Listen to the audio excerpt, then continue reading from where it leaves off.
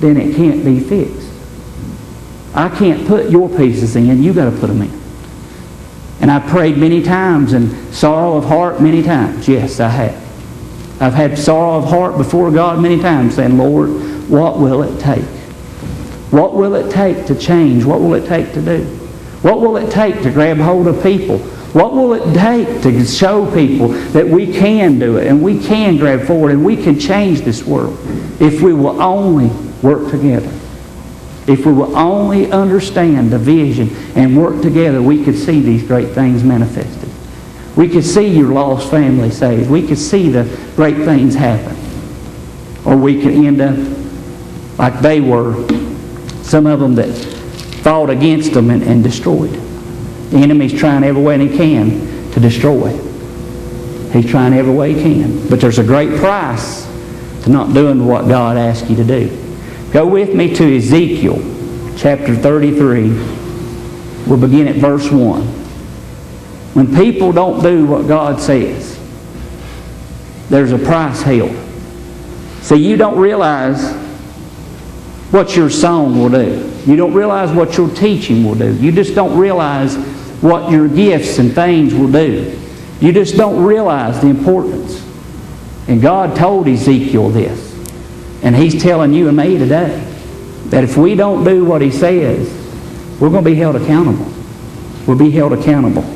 In Ezekiel 33 verse 1, the Word says, And again the word of the Lord came unto me, saying, Son of man, speak to the children of thy people, and say unto them, When I bring the sword upon the land, if the people of the land take a man of the coast, and set him for their watchman, and if when they seeth the sword come upon the land, he blow the trumpet and warn the people, then whosoever heareth the sound of the trumpet and taketh not warning, if the sword come and take him away, his blood shall be upon his own head.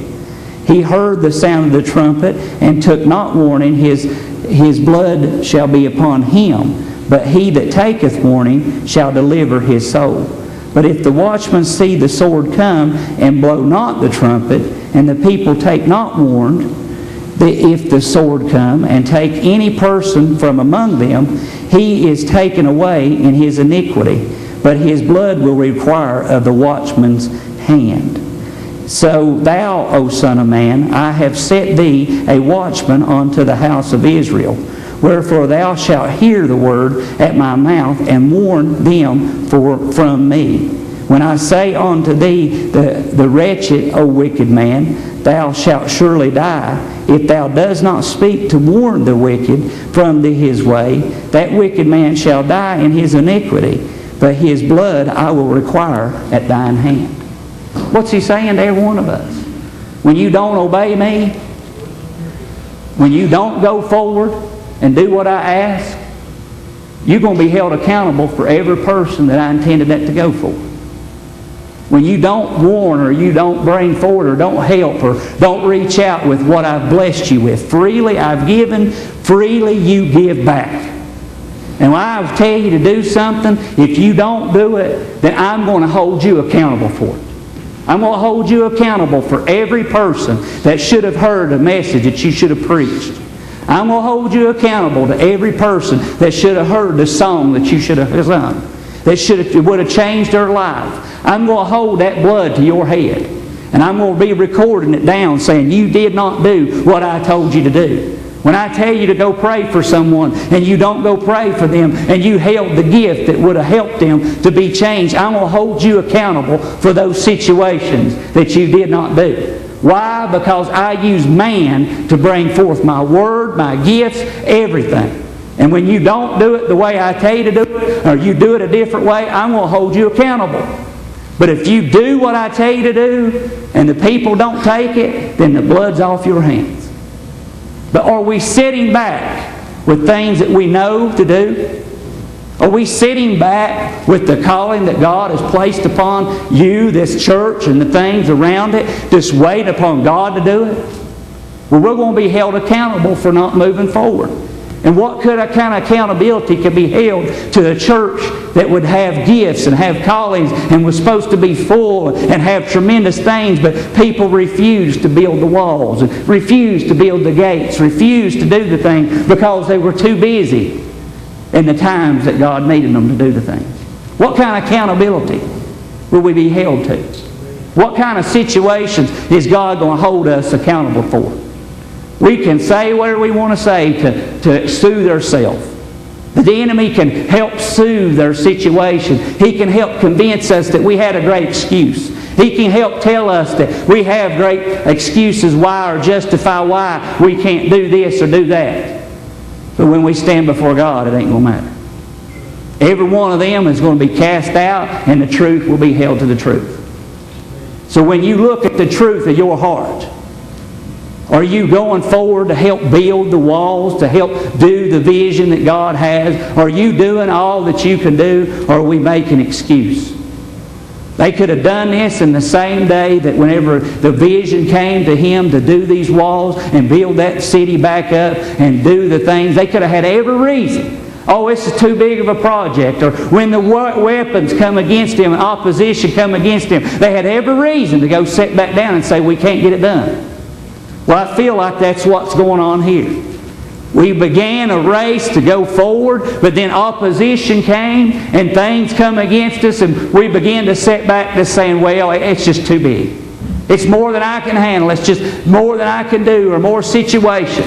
If you're the only one that goes forward, don't you want to stand before God and say, I done all I could do? And He'll know it and it be the truth? Or we want to stand before Him and say, I done all I could do, and He'd say, no, you did not, and you know you did not. You know you made excuse. You know you declared that you could not be there these days. You know you made excuse for these situations.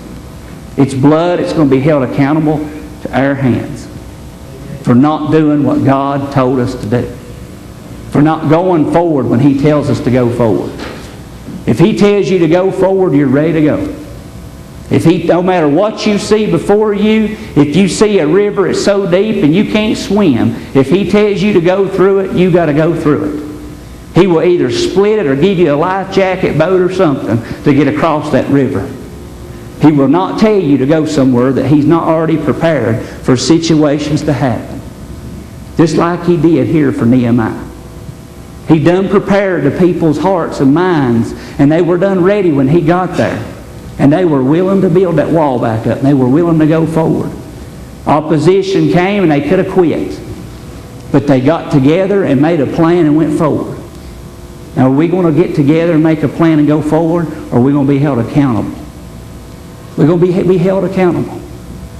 What excuse is going to stand before God when we stand before Him? What excuse? What excuse is going to stand before Him when you say, well, Lord, you know it. It was just too big of a project for me. You know, Moses tried to bring every excuse he could before God to not do the works that God wanted him to do. And God was getting angry at last. I think if Moses would have brought one more excuse, if God would have probably said, forget you, I'll get somebody else. Because he was getting angry because he kept bringing excuse and excuse why he couldn't deliver the people. And even God said, all right, bring Aaron. I'll let him speak for you. That was the final one. He said, that's enough. Now go do what I told you to do. And just look at the change and the things that he did because he went forward and done even though he was scared. Pharaoh could have had him killed. Pharaoh could have had him destroyed. And today we don't really face physical death by doing what we do. We don't have a king standing before us saying no. We don't have these physical things that's coming against us. All of ours is more mental. It's mental situations. It's mental things that's coming against us. It's wore us down that people don't have heart. God has offered many things to us. He's paid a price for many things. He's promised us many gifts. He's promised us life more abundantly. Are you having it? Are you enjoying it? Has it been a miserable day after a miserable day and occasionally you have a good one? You want to know why? Are we doing the things that He's asking us to do? Or are we making an excuse? Are we working together to build back the walls and build the vision, or whatever vision God gives for the church or for the people? Are we bringing the vision together, or are we making an excuse? We'd be miserable puppies if we don't go